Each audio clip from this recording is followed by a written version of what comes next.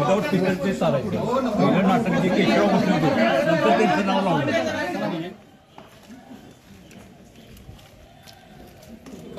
Stage आहे स्टेजपासून इकडे बैठक असते.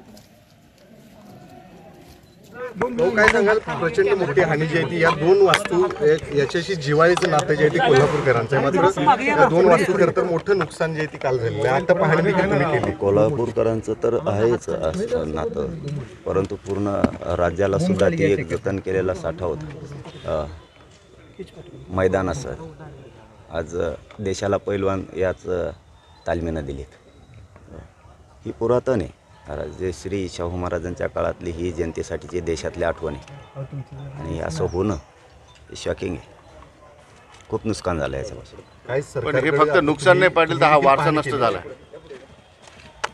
खूप मोठा वारसा होता आणि ही सहजासहजी मिळत नाही.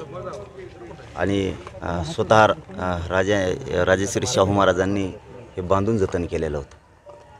हे बघण्यासाठी लोकांचे डोळे देशभरातून आसुसलेले असतात.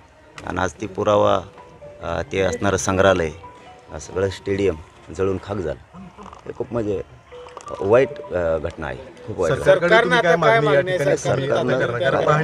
ते कसं झालंय काय झालंय हे मात्र सरकारनं तर बघितलंच पाहिजे. आता इथं मी तर सांगू शकत नाही.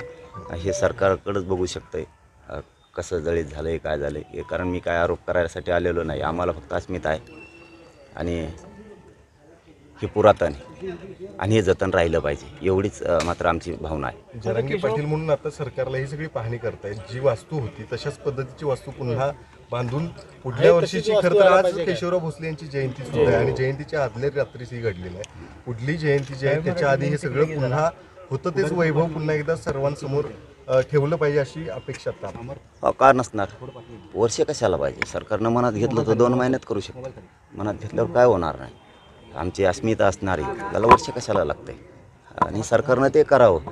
परंतु आता काही पुरावे काही असले जर ते नष्ट झाले असले तर माहीत नाही. समजा ते कुठून आणतील. सरकारच्या कामाची पद्धत बघता तात्काळ काम होईल असं वाटतंय का? काय विश्वास वाटतो? नाही, अशा ठिकाणी व्हायला पाहिजे. अशा ठिकाणी राजकारण नको. अशा ठिकाणी सरकारनं तातडीने करायला पाहिजे.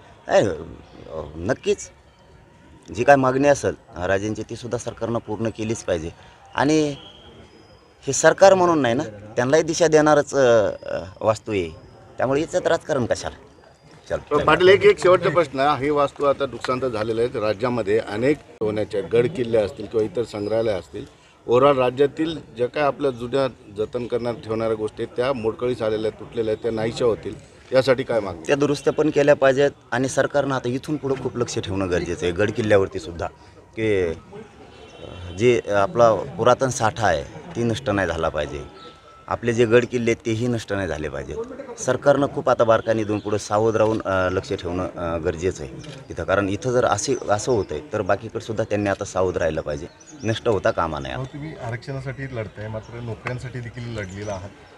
खरं तर अग्निशमन दलाची सक्षम यंत्रणा या ठिकाणी आहे मात्र पुरेसं मनुष्यबळ नाही. त्या संदर्भात गेल्या अनेक वर्षांपासून आवाज उठवला जातो मात्र तेवढं पुरेसं मनुष्यबळ नसल्यामुळं बाहेरून अग्निशमन दलाचे गाड्या जे ते या ठिकाणी मागावं लागल्या. अनेक लोक मुलं जे ते नोकरीसाठी या ठिकाणी हा देखील आरोप जो तो केला जातो.